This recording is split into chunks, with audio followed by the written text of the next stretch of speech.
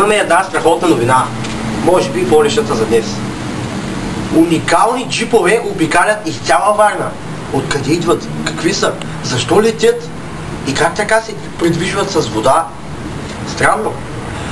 Тяхната марка е UPG, но са пуснати само 951 модела. Изглежда, че новата песен на Абсурд много ни хареса и я слушаме редовно. И то не е само ние, абсолютно всички, които знаете и ваши приятели и наши. Проблема е там, че те похарчиха 1 милион български лева за тази страхотна песен. А какво мога да ви кажа? Ще ги чакаме за година, когато заберат отново пари.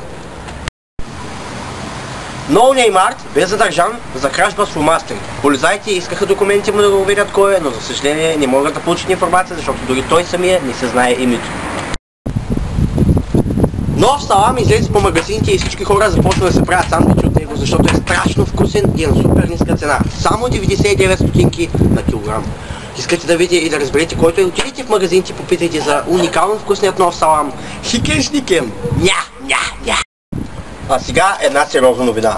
Dreamcatcher и Drop the Bass получиха бан от VPOG 7. Защо ли?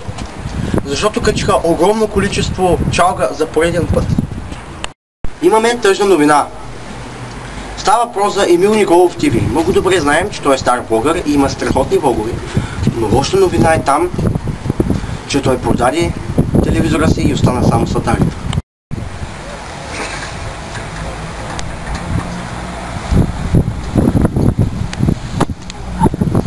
А сега имаме спортна новина. Тачев, известен още като човека с значките Pro, АВТ и Д, днес той тотално се отказа от спорта и от всички лостове.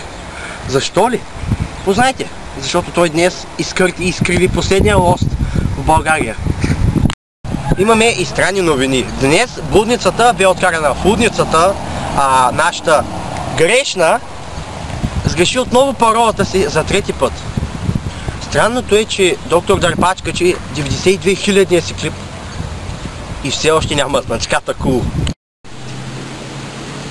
За днес лоша новина, добре, че една, но е лоша.